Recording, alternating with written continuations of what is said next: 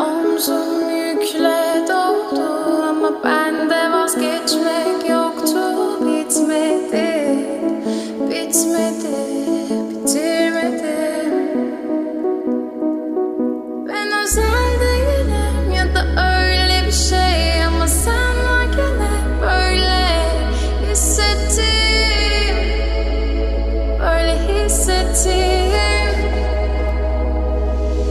Yanan her şey görünmüyor olmalı, bunu sen de hatırlarsın da artık